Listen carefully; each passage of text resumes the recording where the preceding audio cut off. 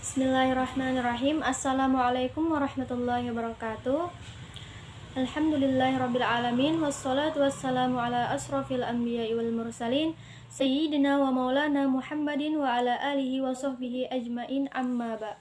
Yang terhormat Bapak Muhammad Syamsuddin Nur, MA, selaku dosen pengampu pada mata kuliah Pendidikan Akhlak, serta teman-teman semua yang berbahagia. Pada kesempatan kali ini, kami dari kelompok 6 ingin mempresentasikan hasil kerja kami. Sebelumnya saya ingin memperkenalkan teman-teman saya dari kelompok 6, yaitu yang pertama saya sendiri atas nama Kamilah, yang kedua Mariatul Kiftiah, yang ketiga Linda Sari. Langsung saja pada presentasi ini kami akan membahas tentang akhlak dalam masyarakat yang mencakup 4 poin penting. Yang pertama yaitu akhlak bergaul dalam masyarakat yang akan disampaikan oleh saya sendiri. Islam tidak membebaskan perempuan dan laki-laki bergaul dengan seenaknya sendiri. Ada batasan dan aturan yang perlu diperhatikan dan tidak boleh dilanggar. Akibatnya bisa ditanggung oleh keturunan pelakunya. Mengapa demikian?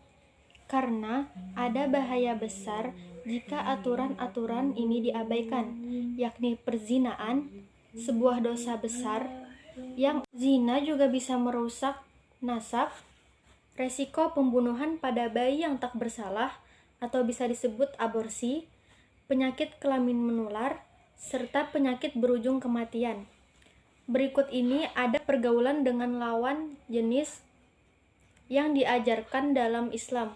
Yang pertama yaitu perintah menjaga pandangan yang dijelaskan di dalam Quran surah An-Nur ayat 30 yang berbunyi A'udzubillahi minasyaitonirrajim.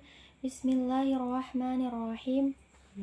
Kullil mu'minina yaghuddu min absarihim wa yahfazu fujurahum. Dzalika azka lahum. Innallaha khabirum bima yasnaun. Shadaqallahul azim. Yang artinya wallahu a'lam, katakanlah kepada laki-laki beriman, hendaklah mereka menundukkan pandangannya dan memelihara kemaluannya. Quran surah An-Nur ayat 30. Maksud dalam menundukkan pandangan dalam ayat ini yaitu untuk menjaga mata dari hal-hal yang dapat membangkitkan syahwat, termasuk menonton video porno dan sejenisnya. Yang kedua yaitu larangan berdua-duaan yang dijelaskan di dalam hadis yang berbunyi la yakhluwanna rajulun bimra'atin illa wa ma'aha dzu wa mahramin, yang artinya janganlah seorang laki-laki berdua-duaan atau berkholwat dengan wanita kecuali bersama mahramnya. Hadis riwayat Bukhari dan Muslim.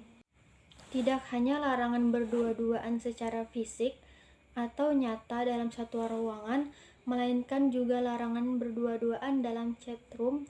Yang keempat yaitu tidak mendesah atau membuat-buat dalam berbicara. Ini dijelaskan di dalam Quran surah Al-Ahzab ayat 32 yang berbunyi Ya nisa an-nabi lastunna ka'ahadim minan nisa'i inittaqaitunna fala takhdu'na bil qawli fayatma'allazi fi qalbihi maradu wa qulna qawlan ma'rufa. Shadaqallahu maulanal azim. Yang artinya wallahu a'lam, hai istri-istri Nabi, kamu sekalian tidaklah seperti wanita yang lain. Jika kamu bertakwa, maka janganlah kamu tunduk dalam berbicara sehingga berkeinginanlah orang-orang yang ada penyakit dalam hatinya, dan ucapkanlah perkataan yang baik. Quran surah Al-Ahzab ayat 32. Allah juga melarang laki-laki untuk mendengar suara gemerincing gelang kaki perempuan, karena itu menunjukkan perhiasan mereka. Keharaman suara perempuan tentu lebih daripada keharaman mendengar suara gemericik perhiasannya. Karena alasan tersebut, ahli fikih memakruhkan azan perempuan karena azan memerlukan suara yang keras. Selanjutnya yaitu berjabat tangan. Jadi pada umumnya berjabat tangan ini diperbolehkan di dalam agama Islam. Nah, untuk apa? Untuk menjalin tali silaturahmi antara sesama manusia. Tetapi berjabat tangan ini memiliki batasan-batasan tertentu, yaitu terhadap berjabat tangan terhadap lawan jenis atau yang bukan mahram. Nah, jadi ada beberapa hukum yang membolehkan dan ada beberapa hukum juga yang mengharamkan berjabat tangan terhadap lawan jenis.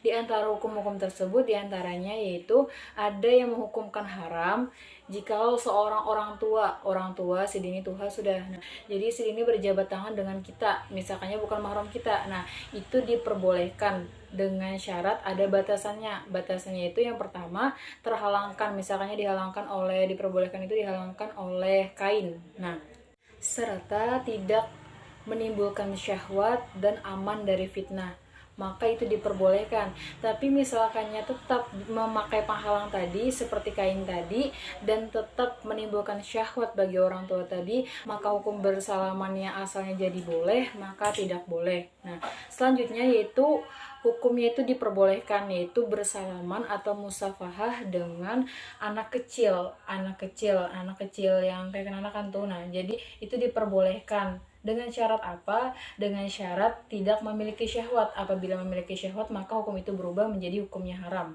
Yang ketiga yaitu bersalaman antara lawan jenis tetapi kita itu mahram. Nah, maka itu diperbolehkan.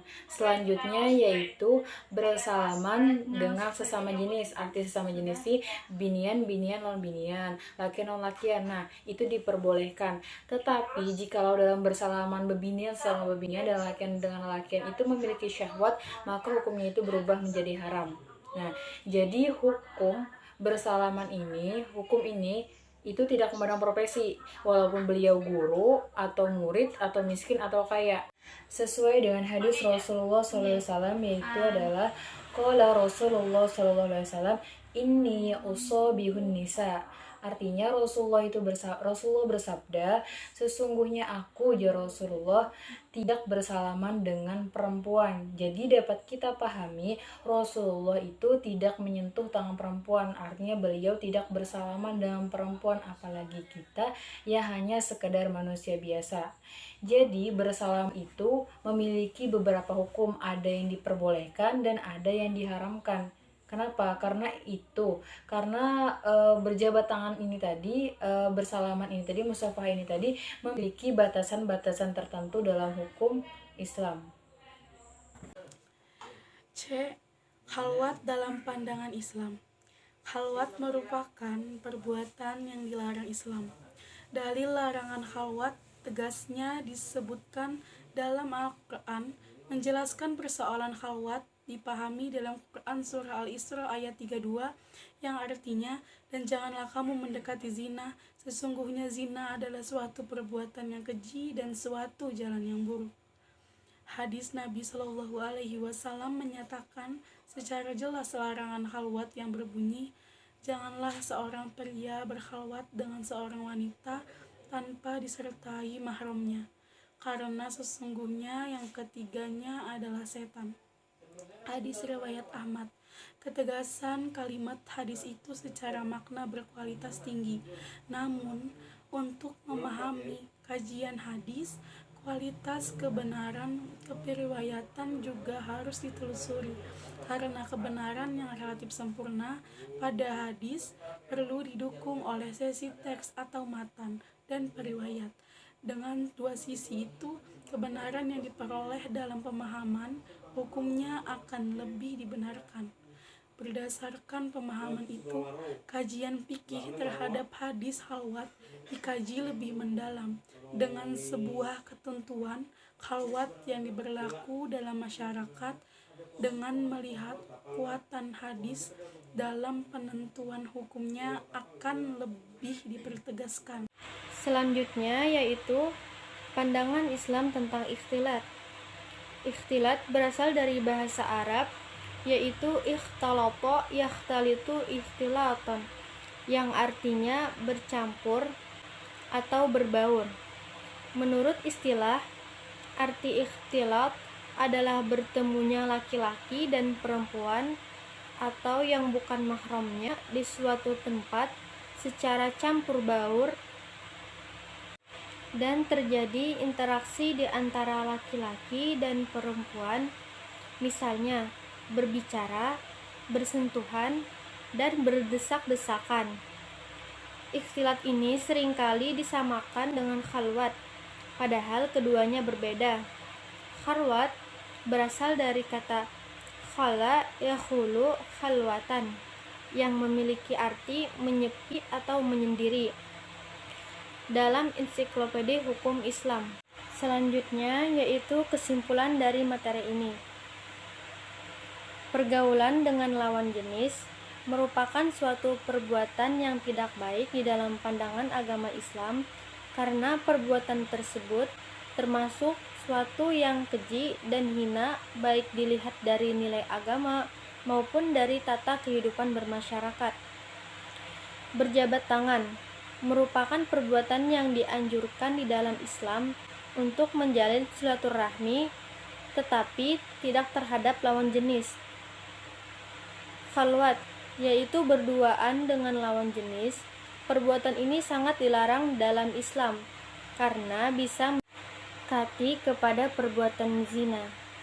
Yang terakhir yaitu ikhtilat, yaitu merupakan berbaurnya antara laki-laki dan perempuan yang bukan mahramnya. Kiranya sekian presentasi dari kelompok kami. Salah khilaf mohon maaf. Unzur ma qala wala tanzur man qala. Wabillahi taufiq wal hidayah. Assalamualaikum warahmatullahi wabarakatuh.